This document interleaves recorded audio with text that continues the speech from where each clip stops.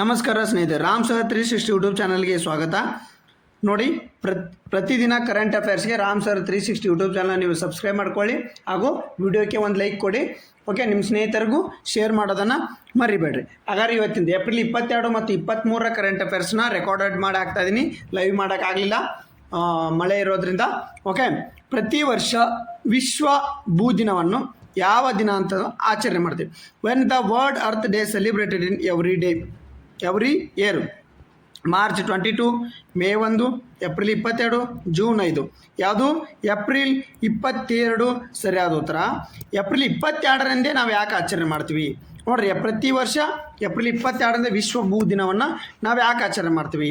ಹಾಗಾದರೆ ಶುರುವಾಗಿದ್ದೆ ಅವಾಗ, ಇದರ ಹಿನ್ನೆಲೆ ಏನಾಗಾದರೆ ನೋಡ್ರಿ, ಜೀವ ಸಂಕುಲ ಪಾಲನೆ ಪೋಷಣೆ ಮಾಡುವ ಭೂಮಿ ರಕ್ಷಣೆ ಪಣ ತೊಟ್ಟ ಅಮೆರಿಕನ್ ಸೆನೆಟರ್ ಗೆರಾಲ್ಡ್ ನೆಲ್ಸನ್ 1970 ಏಪ್ರಿಲ್ 22ರಂದು ಭೂಮಿ ರಕ್ಷಣೆ ಕುರಿತು ಜನರಲ್ಲಿ ಜಾಗೃತಿ ಮೂಡಿಸುವುದಕ್ಕಾಗಿ ವಿಶ್ವ ಭೂ ದಿನವನ್ನು ಆರಂಭಿಸಿದರು. ಹಲವು ವರ್ಷಗಳ ಕಾಲ ವಿಶ್ವ ಭೂ ದಿನವನ್ನು ಅಮೆರಿಕದಲ್ಲಿ ಮಾತ್ರ ಆಚರಿಸಲಾಗುತ್ತಿತ್ತು. 90ರ ದಶಕದ ನಂತರ ಜಗತ್ತಿನಾದ್ಯಂತ 193 ರಾಷ್ಟ್ರಗಳು ಭೂಮಿಯ ಮಹತ್ವವನ್ನು ಅರಿಯಲು ಸಾರುತ್ತಾ ಜಾಗೃತಿಯನ್ನು ಮೂಡಿಸಿದರು. ಓಕೆ, 1970ರಲ್ಲಿ ಪರಿಗಣಿಸಿದ ಮಾಲಿನ್ಯ ಯಾವುದು? ಕೈಗಾರಿಕಾ ಮಾಲಿನ್ಯ ವಾತಾವರಣ ಕೆಡುತ್ತಿತ್ತು. ಅದಕ್ಕೋಸ್ಕರ ಏನು ಮಾಡಿದರು? ಈ ಚಳುವಳಿಯನ್ನು ಆರಂಭಿಸಿರ್ತಕ್ಕಂಥದ್ದು. ಕೆಲವೇ ದಿನದಲ್ಲಿ ಬೃಹತ್ ಸ್ವರೂಪವನ್ನು ಪಡೆಯಿತು. ಅರ್ಥ ಆಯ್ತಾ?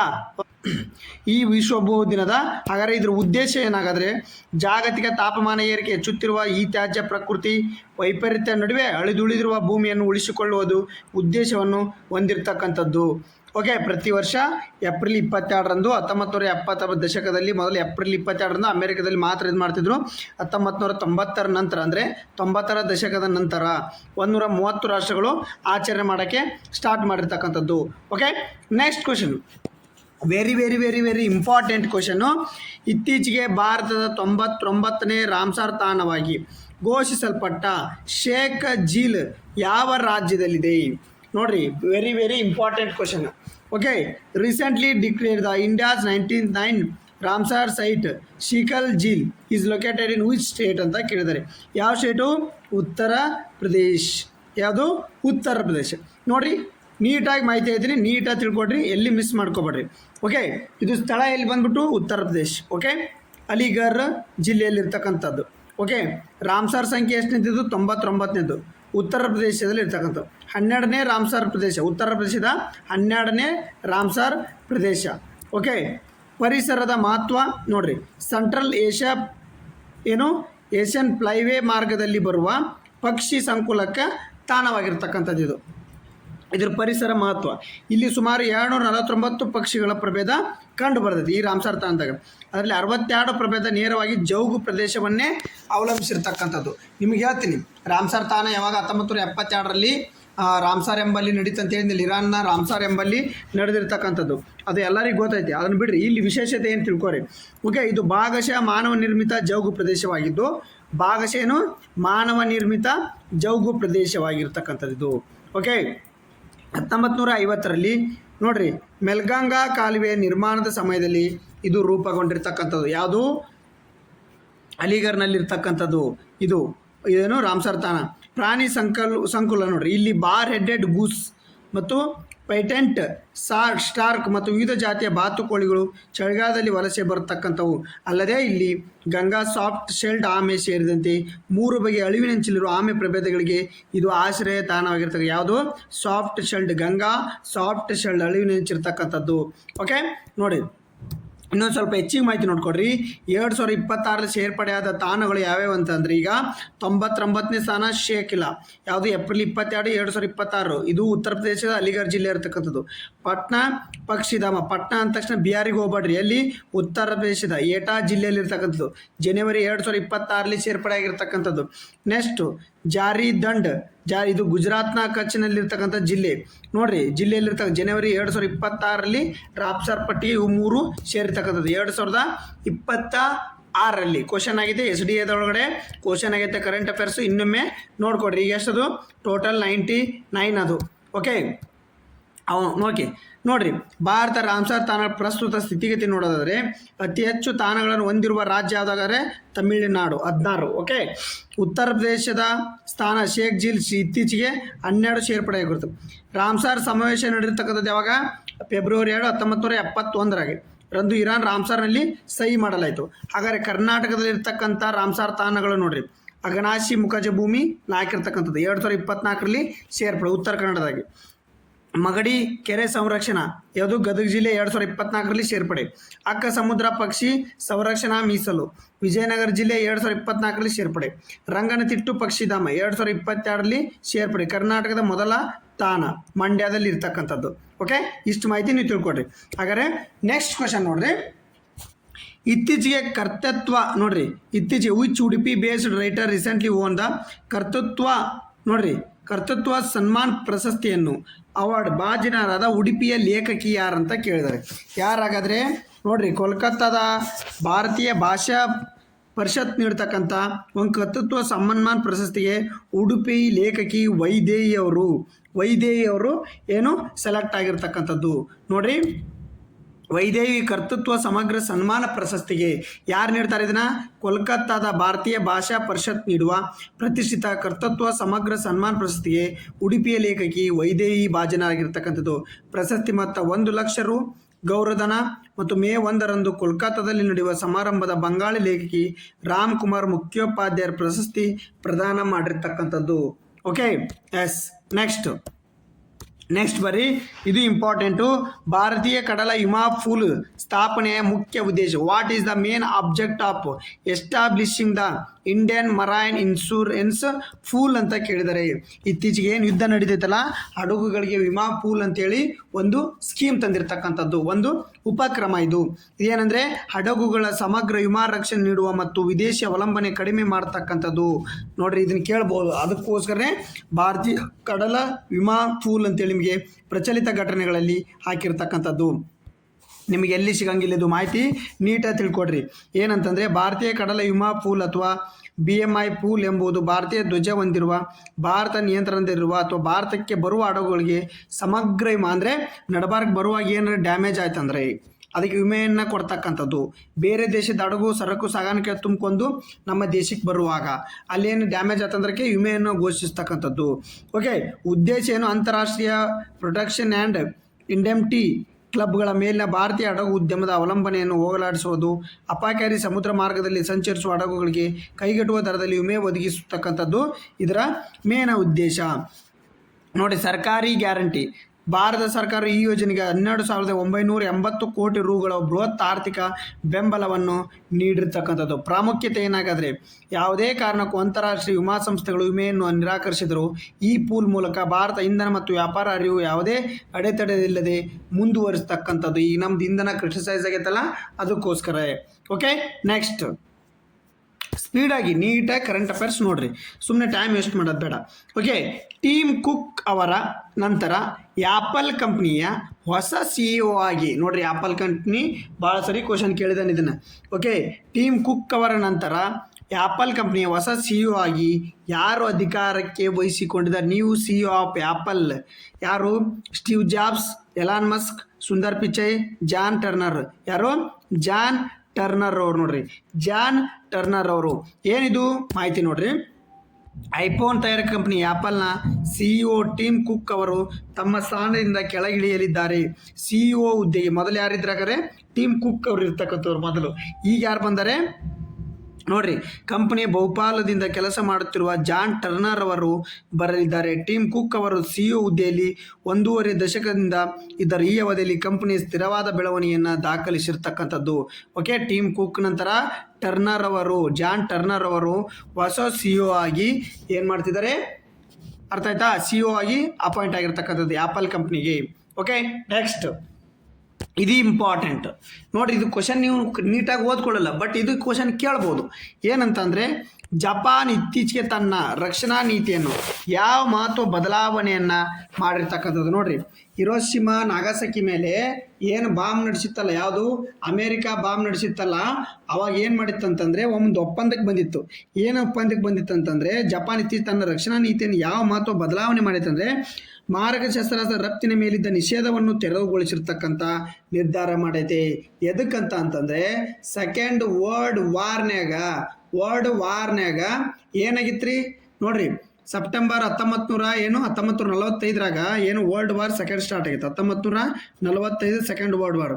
ಫಸ್ಟ್ ವರ್ಲ್ಡ್ ವಾರು 39ರಿಂದ 45ರವರೆಗೆ first second world war start ಆಗಿತ್ತು.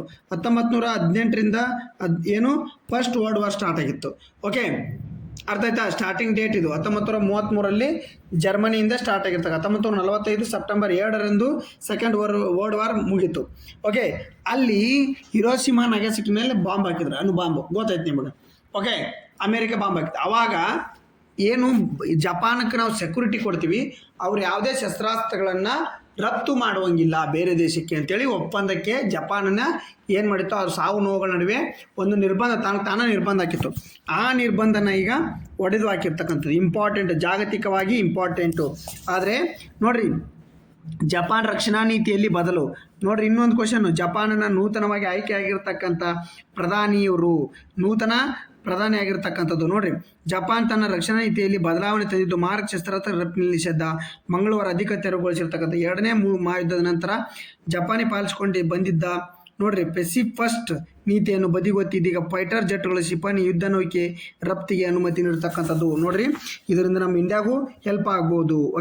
ಚೀನಾ ಮತ್ತು ಉತ್ತರ ಕೊರಿಯಾ ಎದುರಾಗುತ್ತಿರುವ ಭದ್ರ ಸವಾಲುಗಳನ್ನು ಎದುರಿಸಲು ಇದನ್ನು ತನ್ನ ದೇಶ ರಕ್ಷಣಾ ಉದ್ಯಮ ಬಲಪಡಿಸಲು ಪ್ರಧಾನಿ ಟಕೈಚಿ, ಹೊಸದಾಗಿ ಆಗಿರ್ತಕ್ಕಂಥ ಪ್ರಧಾನಿ ಟಕೈಚಿ 17 ದೇಶಗಳಿಗೆ ಮಾತ್ರ ಶಸ್ತ್ರಾಸ್ತ್ರವನ್ನು ಮಾಡ್ತಾರೆ. ಎಲ್ಲ ದೇಶಗಳಲ್ಲ, ಜಸ್ಟ್ 17 ದೇಶಗಳಿಗೆ ರಫ್ತು ಮಾಡಲಿಕ್ಕೆ ಅನುಮತಿ ಕೊಟ್ಟಿರ್ತಕ್ಕಂಥದ್ದು. ಈಗ ಆಲ್ರೆಡಿ ಆಸ್ಟ್ರೇಲಿಯಾ, ಫಿಲಿಪೀನ್ಸ್, ಯುರೋಪ್ ರಾಷ್ಟ್ರಗಳ ಜೋಡಿ $6.5 ಬಿಲಿಯನ್ ಮೌಲ್ಯದ ವಸ್ತುಗಳ ಮಿಲಿಟರಿ ವಸ್ತುಗಳನ್ನು ಒಪ್ಪಂದಕ್ಕೆ ಸಹಿ ಹಾಕಿರ್ತಕ್ಕಂಥದ್ದು.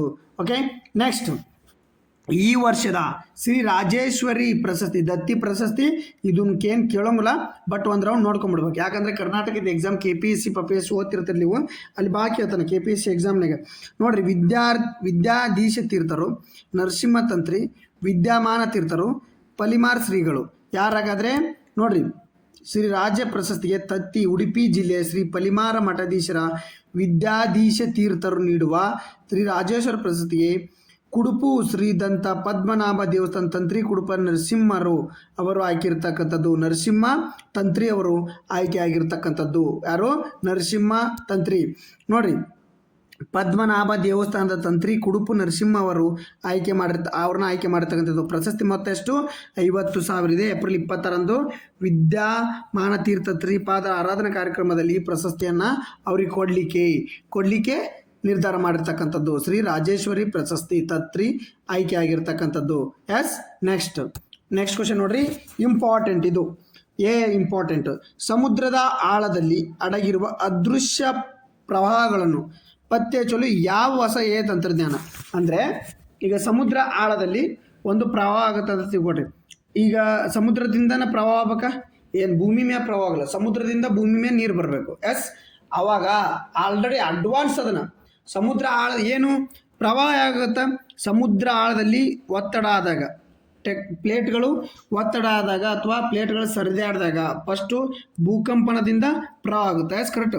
ಅದನ್ನು ನಾವು ಪತ್ತೆ ಹಚ್ಚಿಕೆ ಯಾವ ತಂತ್ರಜ್ಞಾನ ಅಭಿವೃದ್ಧಿಪಡಿಸುವುದಂದರೆ ಗೋ ಫ್ಲೋ ಒಂದು ತಂತ್ರಜ್ಞಾನವನ್ನು ಅಭಿವೃದ್ಧಿಪಡಿಸಿರ್ತಕ್ಕಂಥ ಇದು ಒಂದು ಆಗಿರ್ತಕ್ಕಂಥದ್ದು. ಇದು ನೋಡ್ರಿ, ಕ್ಯಾಲಿಫೋರ್ನಿಯಾದ ವಿಶ್ವವಿದ್ಯಾಲಯ ಸಂಶೋಧಕರು ಸಮುದ್ರ ಆಳದಲ್ಲಿ ಅಡಗಿರುವ ಅದೃಶ್ಯ ಪ್ರವಾಹಗಳನ್ನು ಪತ್ತೆ ಹಚ್ಚಲು ಗೋಫ್ಲೋ ಎಂಬ ಹೊಸ ತಂತ್ರಜ್ಞಾನ ಅಭಿವೃದ್ಧಿಪಡಿಸಿದ್ದಾರೆ.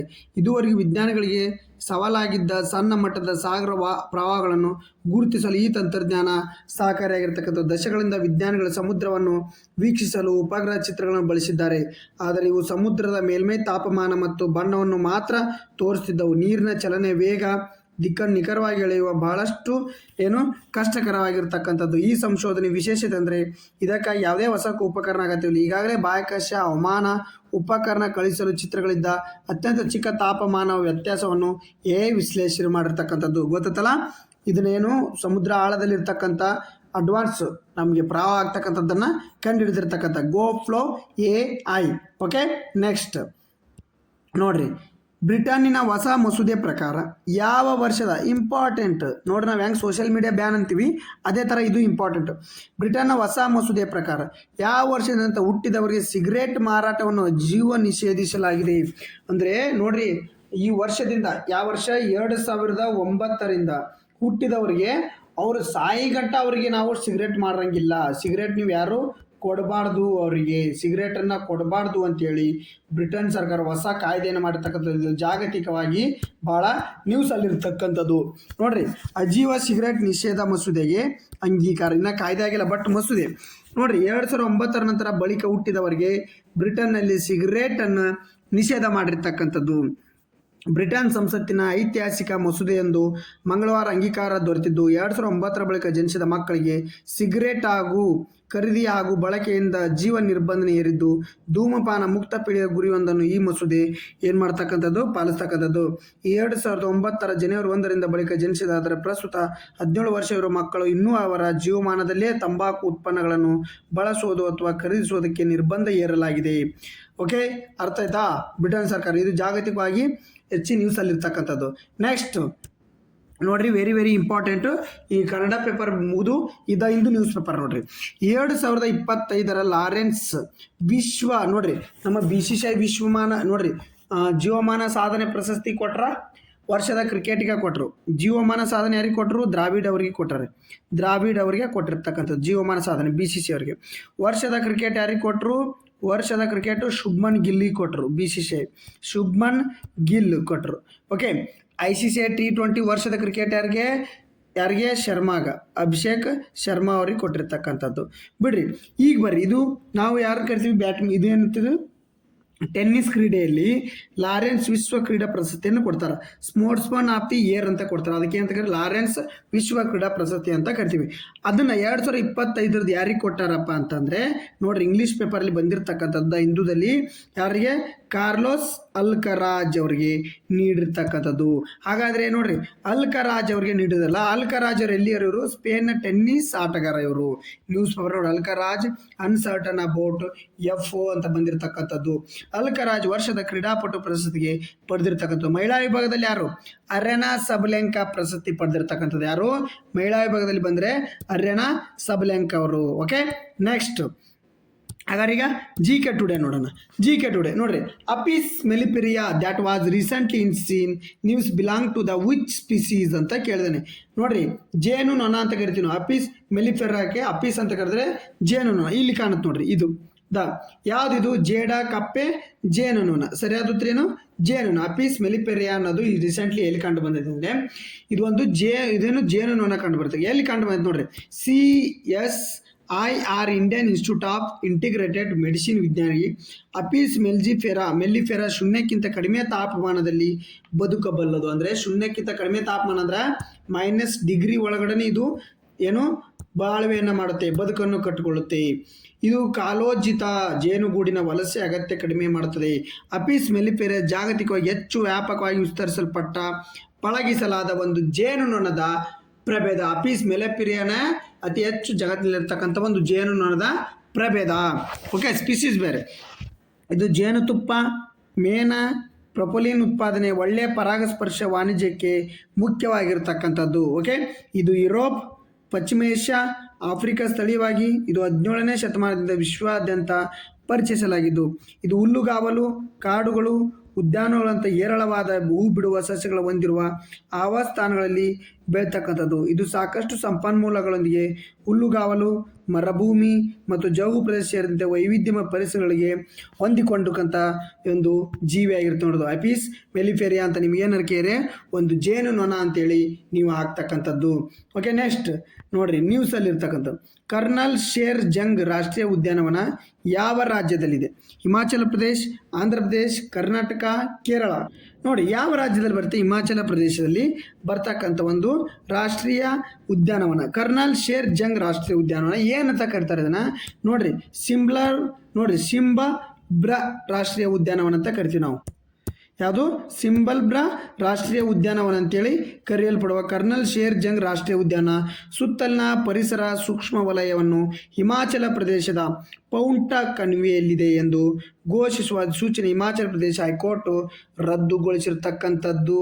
ನೋಡ್ರಿ, ಯಾಕಂದ್ರೆ ಹೈಕೋರ್ಟ್ನಾಗ ಹಿಮಾಚಲ ಪ್ರದೇಶನ ಕೇಸ್ ಇರ್ತಕ್ಕಂಥದ್ದು ಏನಂತಂದ್ರೆ ಜಂಗ್ ರಾಷ್ಟ್ರೀಯ ಉದ್ಯಾನ ಸುತ್ತಲಿನ ಸೂಕ್ಷ್ಮ ವಲಯವನ್ನು ಹಿಮಾಚಲ ಪ್ರದೇಶದ ಪೌಂಟ್ ಕಣಿವೆಯಲ್ಲಿದೆ ಎಂದು.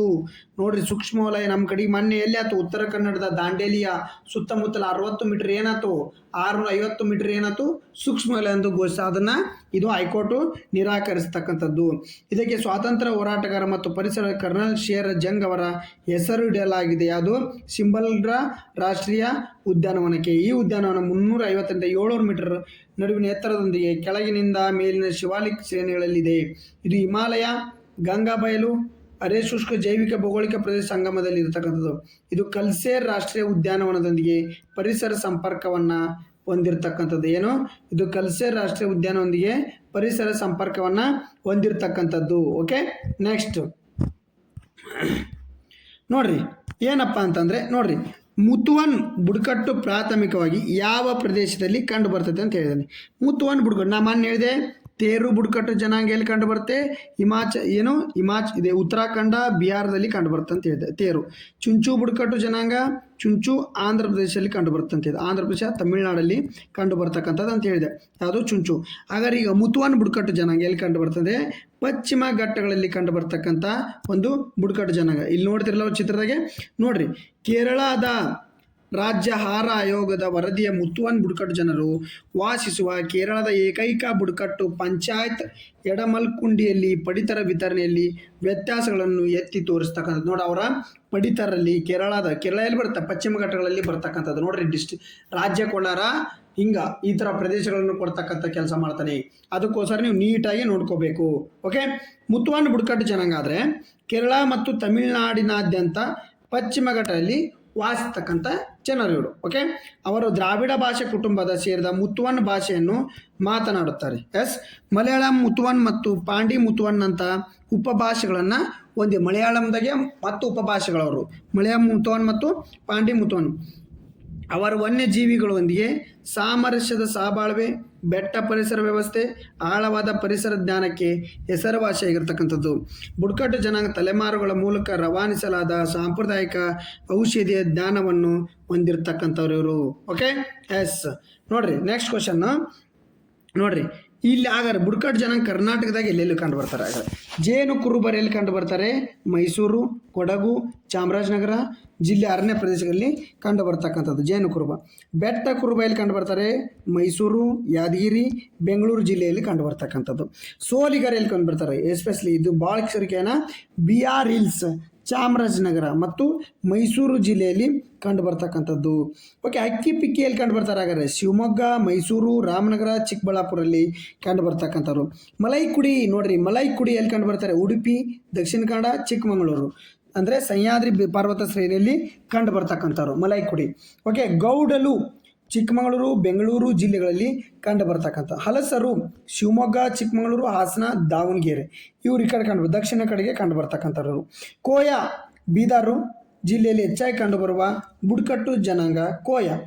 ಗೊಂಡರು ಎಲ್ಲಿ ಕಂಡು ಬರ್ತಾರೆ? ಬೀದರ್, ಕಲಬುರಗಿ, ಉತ್ತರ ಕನ್ನಡ ಜಿಲ್ಲೆಯಲ್ಲಿ ಗೊಂಡರು ಅತಿ ಹೆಚ್ಚು. ಉತ್ತರ ಕನ್ನಡ ಜಿಲ್ಲೆಯಲ್ಲಿ ಗೊಂಡರು ಕಂಡು ಬರ್ತಾರೆ ಅಂತೇಳಿ ಭಾಳ ಸರಿ ಕ್ವಶನ್ ಕೇಳಿದ್ದಾನೆ. ಹಾಲಕ್ಕಿ ಒಕ್ಕಲಿಗರು ಉತ್ತರ ಕನ್ನಡ ಜಿಲ್ಲೆಯ ಕರಾವಳಿ ಪ್ರದೇಶ ಪ್ರಮುಖ ಸಮುದಾಯ. ಕಾತೋಡಿ, ಕಾತ್ಕಡ್ಕಿ ಬೆಳಗಾವಿ, ಯಾದಗಿರಿಯಲ್ಲಿ ಕಂಡು ಬರ್ತಕ್ಕಂಥ ಒಂದು ಬುಡಕಟ್ಟು ಸಮುದಾಯಗಳು. ಓಕೆ, ನೆಕ್ಸ್ಟ್ ಈಗ PIB ಕ್ವಶನ್ ನೋಡೋಣ. ಇತ್ತೀಚೆಗೆ ಸುದ್ದಿಯಲ್ಲಿದ್ದ INS ಜಲ್ವಶ್ ನೌಕೆ ಯಾವ ವರ್ಗಕ್ಕೆ ಸೇರಿರ್ತಕ್ಕಂಥದ್ದು? ನೋಡ್ರಿ, INS ಜಲಶ್ವ ಅಂತಂದರೆ ಇದೊಂದು ಉಭಚರ ಸಾರಿಗೆ ಹಡಗು. ಏನಿದು ಉಭಚರ ಸಾರಿಗೆ ಹಡಗು ಅಂತಂದರೆ ನೋಡ್ರಿ, ಹಿಂದೂ ಮಹಾಸಾಗರದಲ್ಲಿ ನಡೆಯುತ್ತಿರುವ ಅಂತಾರಾಷ್ಟ್ರೀಯ ನೌಕಾ ಸಮರಾಭ್ಯಾಸದಲ್ಲಿ ಹಿನ್ನೆಲೆಯಲ್ಲಿ INS ಜಲ್ವಾಶ್ ಪ್ರಮುಖ ಪಾತ್ರ ವಹಿಸುತ್ತದೆ. ಇದೊಂದು ಅಮೇರಿಕಾದಿಂದ ಖರೀದಿಸಲಾದ ಮಾನವೀಯ ನೆರವು ಅಂದರೆ ಮಾನವೀಯ ನೆರವು ಮತ್ತು ವಿಪತ್ತು ಪರಿಹಾರಕ್ಕೆ ಅಂದರೆ ನೋಡ್ರಿ ಉಪಾಯ ಈ ಎರಡಕ್ಕೂ ಕಾರ್ಯಾಚರಣೆಗೆ ಹೆಚ್ಚು ಬಳಕೆ ಆಗ್ತಕ್ಕಂಥ ಒಂದು ಹಡಗು ಯಾವುದು? INS ನೋಡ್ರಿ, INS ಜಲಾಶ್ವ, INS ಜಲವಾಸ. ಮಾನವೀಯ ನೆರವು ಅಂದರೆ ಬೇರೆ ದೇಶಕ್ಕೆ ಮಾನವೀಯ ನೆರವು, ಇಲ್ಲಾಂದ್ರೆ ನಮ್ಮ ಏನಾರ ನೌಕಾಪಡೆಗಾದ ಮಾನವೀಯ ನೆರವನ್ನು ಕೊಡ್ತಕ್ಕಂಥದ್ದು. ಬೇರೆ ದೇಶಕ್ಕೆ ಏನಾರು ಆದರೆ ಮಾನವೀಯ ನೆರವುಗಳನ್ನು ಕೊಡ್ತಕ್ಕಂಥ ಈ ಆಟದ ಮೂಲಕ. ಮತ್ತು ಇನ್ನೊಂದು, ಎಲ್ಲರೂ ವಿಪತ್ತು ಉಂಟಾದರೆ, ಕಡಲ ತೀರದಲ್ಲಿ ಎಲ್ಲಿ ವಿಪತ್ತು ಉಂಟಾದರೆ ಅಲ್ಲಿನೂ ಕೆಲಸ ಮಾಡ್ತಕ್ಕಂಥದ್ದು. ಓಕೆ, ನೆಕ್ಸ್ಟ್ ಇಂಪಾರ್ಟೆಂಟ್, ಕೇಂದ್ರ ಕೃಷಿ ಸಚಿವಾಲಯವು ರೈತರಿಗೆ ಹವಾಮಾನ ಮತ್ತು ಬೆಳೆ ಸಲಹೆ ನೀಡಲು ಆರಂಭಿಸಿದ ಹೊಸ AI ಚಾಟ್ಬಾಟ್ ಯಾವುದು? ನೋಡ್ರಿ, PIB ಕ್ವಶನ್ನು ಯಾವುದಾಗಾದ್ರೆ ಕಿಸಾನ್ ಇ ಮಿತ್ರ ಅಂತ. ನೋಡ್ರಿ, ಕಿಸಾನ್ ಇ ಮಿತ್ರ ಅಂತಕ್ಕಂಥದ್ದು. ಏನಿದು ಕಿಸಾನ್ ಇ ಮಿತ್ರ AI ಚಾಟ್ಬಾಟ್ ಅಂತಂದರೆ, ಭಾಷಿನಿ ಪ್ಲಾಟ್ಫಾರ್ಮ್ ಬೆಂಬಲದೊಂದಿಗೆ ಚಾಟ್ಬಾಟ್ ಕೆಲಸ ಮಾಡ್ತದೆ. ಭಾಷಿನಿ ಬಗ್ಗೆ ಗೊತ್ತಲ್ಲ ನಿಮಗೆ? ಭಾಷಿನಿ ಅಂತಂದರೆ ಅವರವರ ಆಡಳಿತ 22 ಆಡಳಿತ ಭಾಷೆ. ನಾನು ಹಿಂದಿಲ್ ಕರೆಂಟ್ ಅಫೇರ್ಸಲ್ಲಿ ಹೇಳಿದ್ದೀನಿ 22 ಆಡಳಿತ ಭಾಷೆಗಳನ್ನು. ನೋಡ್ರಿ, ಭಾಷಿನಿ ಅಂತಂದರೆ ಅವರವರ ಭಾಷೆಗೆ ತಕ್ಕಂಗೆ ಅದನ್ನು ಏನು ಮಾಡುತ್ತೆ, ಟ್ರಾನ್ಸ್ಲೇಟ್ ಮಾಡೋಕ್ಕೆ, ಅಧಿಕಾರದಲ್ಲಿ ಹೆಲ್ಪ್ ಮಾಡೋಕ್ಕೆ ಇರ್ತಕ್ಕಂಥ ಒಂದು ಭಾಷಣಿ. ಇದೊಂದೇನೋ ಒಂದು ಸಿಸ್ಟಮ್ ಇರ್ತಕ್ಕಂಥದ್ದು ನಮ್ಮ ಸರ್ಕಾರದಲ್ಲಿ. ಆ ಭಾಷಣೆಯಲ್ಲಿ ಬೆಂಬಲದೊಂದಿಗೆ ಚಾಟ್ಬಾಟ್ ಕೆಲಸ ಮಾಡ್ತಕ್ಕಂಥದ್ದು. ಇದು ಭಾರತೀಯ ರೈತರಿಗೆ ಅವರದ್ದೇ ಪ್ರಾದೇಶಿಕ ಭಾಷೆಗಳಲ್ಲಿ, ನೋಡ್ರಿ, ಪ್ರಾದೇಶಿಕ ಭಾಷೆಯಲ್ಲಿ ಮಾಹಿತಿ ಕೊಡ್ತಕ್ಕಂಥದ್ದೇ ಭಾಷಿನಿ. ಕನ್ನಡ ಸೇರಿದಂತೆ ಸರ್ಕಾರಿ ಯೋಜನೆಗಳ ಮಾಹಿತಿ ಮತ್ತು ತಾಂತ್ರಿಕ ಸಲಹೆಗಳನ್ನು ನೀಡ್ತಕ್ಕಂಥ ಕೆಲಸ ಯಾವ್ದು ಮಾಡುತ್ತೆ ಅಂತಂದರೆ ಚಾಟ್ಬಾಟ್. ಯಾವುದು? ಕಿಸಾನ್ ಇ ಮಿತ್ರ ಚಾಟ್ಬಾಟ್. ಓಕೆ, ನೆಕ್ಸ್ಟ್ ನೋಡಪ್ಪ, ಸ್ಟಾಕ್ಹೋಮ್ ಅಂತಾರಾಷ್ಟ್ರೀಯ ಶಾಂತಿ ಸಂಶೋಧನಾ ಸಂಸ್ಥೆ, ಸಿಪ್ರಿ ಸಂಸ್ಥೆ, ಓಕೆ, ಅಮೆರಿಕದ್ದು ವರದಿ ಪ್ರಕಾರ ವಿಶ್ವದ ಅತಿ ಹೆಚ್ಚು ಮಿಲಿಟರಿ ವೆಚ್ಚ ಮಾಡುವ ದೇಶಗಳ ಪಟ್ಟಿಯಲ್ಲಿ ಭಾರತ ಎಷ್ಟನೇ ಸ್ಥಾನ ಐತಿ? ಎಷ್ಟನೇ ಸ್ಥಾನ ಐತೆ ನಮ್ಮದು ಮಿಲಿಟ್ರಿ ವೆಚ್ಚ ಮಾಡೋದ್ರಲ್ಲಿ? 4ನೇ ಸ್ಥಾನದಲ್ಲಿ ಇರ್ತಕ್ಕಂಥದ್ದು ನಮ್ಮದು. ಮಿಲಿಟ್ರಿ ವೆಚ್ಚದಲ್ಲಿ ನಮ್ದು ಎಷ್ಟನೇ ಸ್ಥಾನ ಐತಿ?